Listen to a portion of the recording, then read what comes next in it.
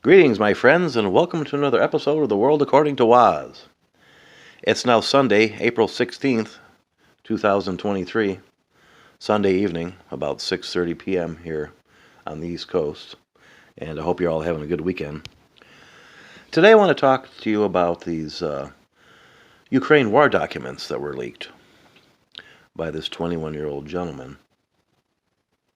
These top secret Ukraine war documents that he leaked out to the public. And, there are so many things. I talked about this a bit in the last podcast. But I have to reiterate how important it is for us to realize that and to see how the media and the left, and even the right in many cases, the establishment, the deep state, how they're reacting to this document, the documents being leaked. And virtually everybody in the media, in government, and politicians in D.C. are upset by the fact these documents were actually leaked and made available to the public. Virtually nobody is talking about what was revealed and saying, hey, look what we find out here about the war in Ukraine. Look about these, it shows all these ways that the government has been lying to us about what's going on in Ukraine. That's not important to these establishment weasels. What's important is the fact that this information was made public to you and I, and that it cannot ever be allowed to ever happen again. Even the New York Times and the Washington Post, who I affectionately refer to now as state-affiliated media, in honor of our dear friend Elon Musk, who ripped on NPR and PBS and the like now, by giving them such a label as state-affiliated media. And that's what they are. These guys are mouthpieces for the deep state. That's all there is to it. And of course the same goes for the New York Times and Washington Post. And the most recent example with the Washington Post and New York Times is that those two publications actually did the groundwork for the FBI in finding this 21-year-old gentleman who released these documents to the public. They went out of their way to hunt this guy down for the FBI, to hunt this whistleblower down. Generally, the media runs cover for these whistleblowers. These whistleblowers are very important to them because they come to them with certain information in that, and it's like this big bombshell revelation. People like Edward Snowden, Julian Assange, and whatnot. They reveal this information to them, and they present it to the public. And it's a big deal. But in this case, we have state-affiliated media, the New York Times and the Washington Post, doing the work for the FBI and hunting this guy down. And I believe the reason why they did this is the left, the deep state, the establishment, they just have too much invested in the Ukraine war. For the past year, these people have been cheerleading 24/7. Rah, rah, rah, rah. Ukraine has to win this war. Russia is the worst country in the history of the world. It must be defeated. It must be squashed. It must be stopped. And, of course, we have our politicians pledging to give all of our money to Ukraine. It's already in excess of $100 billion. But not only that, not only is it financial that we're giving money and whatnot, we've discovered through these leaks, these Ukraine war document leaks, that we basically have boots on the ground in Ukraine. There are American personnel, you can say American soldiers, on the ground in Ukraine right now, fighting this war against Russia. That's happening, my friends. This is happening in real time right now. It has been for months, probably since the beginning of the war. And if you think about it, it makes sense. It doesn't make sense that we're going to send all this fancy military equipment that nobody can figure out how to use except people who've been trained on how to use it, without sending personnel over with this equipment to show and how to use it and actually use it for them. So, I mean, that of course is what's going on. We basically have boots on the ground in Ukraine now, and I say now, but like I said, it's probably been going on since the beginning of the war. And virtually everybody in the media, the only person I've seen in the media who's not been making excuses and trying to run cover for the government on this is Tucker Carlson. But even in Fox News, all the other hosts, the show, the Five I watched the day of the document leaks, and the people on the Five are more concerned about the fact that this information is made public to you and I than what these documents actually show. Which they actually show that Russia is losing the war. They are not winning the war, like we've been lied to by the Pentagon and others. They're actually losing the war. And about 4 times as many Russian soldiers have been killed about 4 times as many Ukrainian soldiers have been killed in this conflict than Russian soldiers. And we were told the opposite before. And the fact that we have our own personnel on the ground in Ukraine fighting this war against Russia. It's all lies that they told us that none of this was happening. These documents show that in fact is what's going on. That is why they're cracking down on this young man. They want him dead. If they could, they would kill him now. They would just blow him away, just to make, an example of him. And of course, they're going to do just that. That's how governments roll. They will make an example of one person to show that if you go against us, we will come at you with everything we got. I mean, look at what they did with the January 6th prisoners. Many of these people were just walking around in the Capitol on January 6, 2021. They weren't doing anything wrong. They just happened to be there. People visit the Capitol all the time, just like they visit the White House. People are allowed to visit these places. It's not like these are sacred tombs where, the citizens of this country aren't allowed to go and check it out. So you got grandmas and that walking around with the little American flags. You got some of these people that are still in jail more than 2 years later. Have never been brought up on charges or anything. All because they were walking around the Capitol. I mean, granted, some of these people who were there did some horrible things, and they should be punished for it. But there was no insurrection.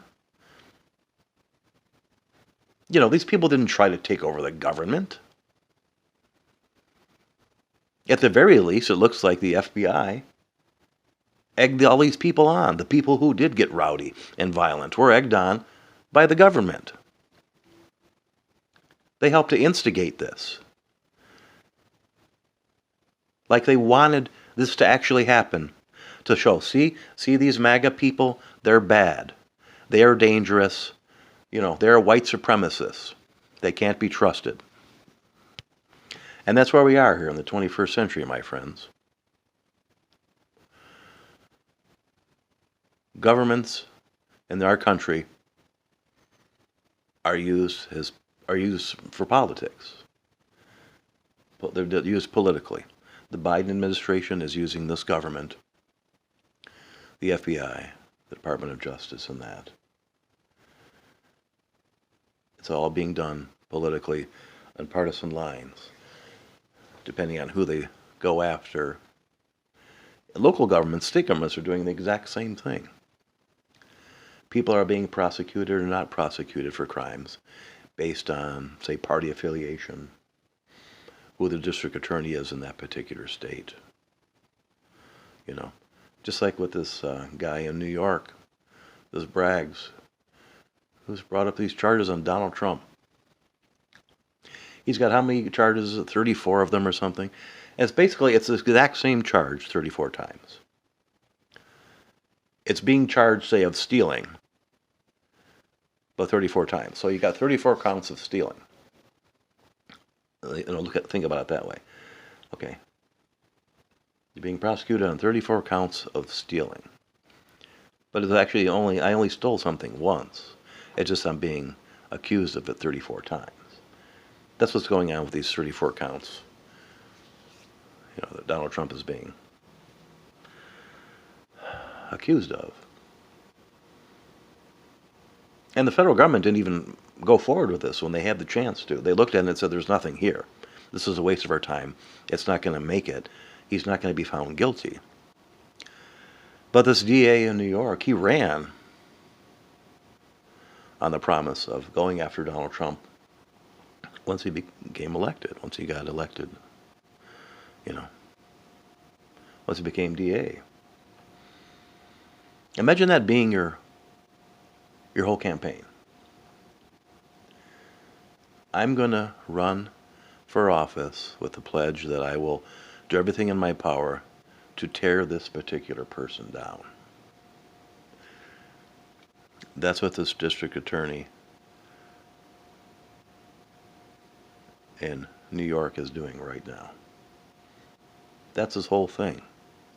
And when this thing falls apart and it comes back, and it's either going to hit him in the face, it's going to be dropped altogether, or Trump is going to be found guilty, because there's no way he's going to get a fair trial out of this if it does go to trial. These people are not going to find him innocent just simply because of where this is taking place. But when it's all said and done here, it's all political. Everything is done politically. It has to do with who you are, what party you support. Are you a Biden fan? Are you a Trump fan?